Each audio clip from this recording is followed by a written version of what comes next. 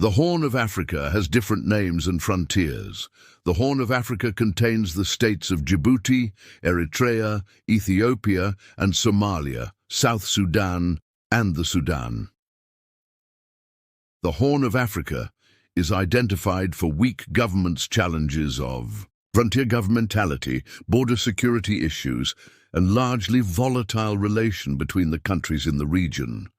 Horn of Africa is part of the world with interdependent security challenges, relative location and proximity, and with complexity of distribution of power among states and extra-regional actors in the Horn of Africa region, which determine certain aspects of their behavior.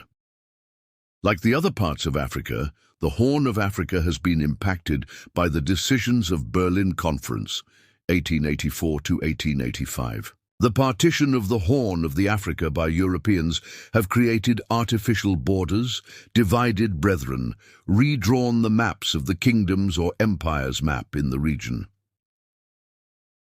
The Horn of Africa has major advantages ranging from the issue of hydropolitics to geopolitics, which is the Nile water and Red Sea and its choke points.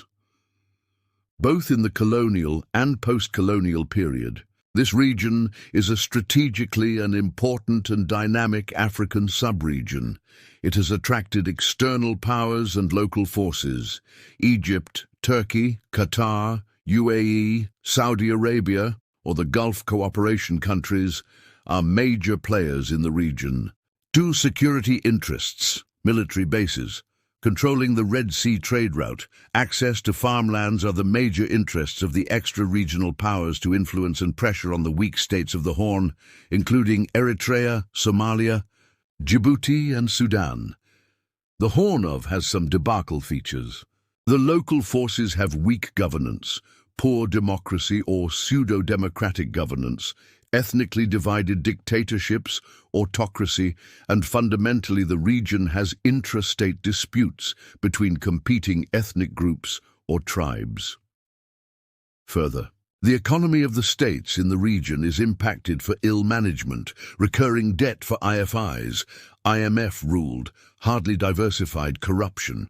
Ndil, the Horn of Africa, is identified for major investment of war and military finance, as well as high military expenditures, inability to attain or comply with the African Union, as well as international agreements like silencing the guns.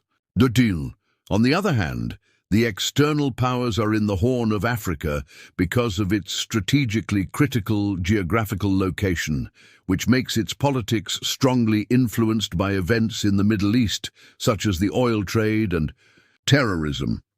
Furthermore, the Nile River, the Red Sea, the Gulf of Aden, and the Indian Ocean have all rendered the region to outside influences and continuously shaping its external relation.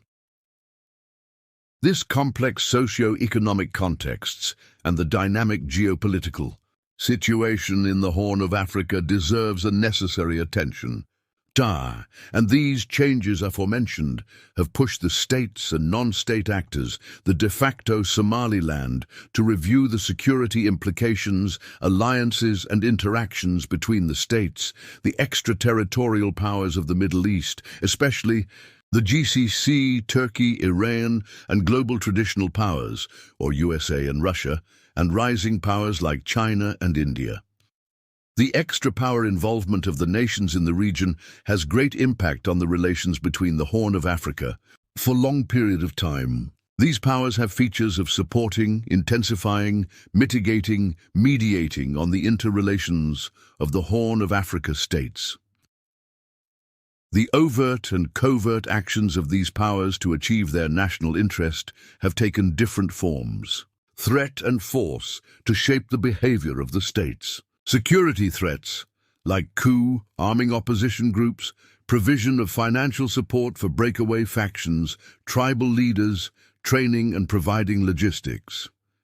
Economic sanctions, blocking finances, impairing aids, and social interests, support for religious brethren groups are some major ways to influence the regimes.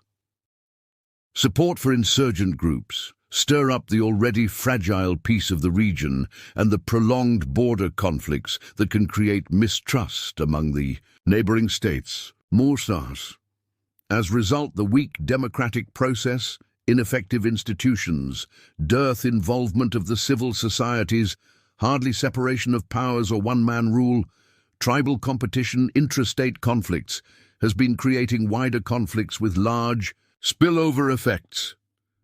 If you like the presentation, please hit the like and subscribe.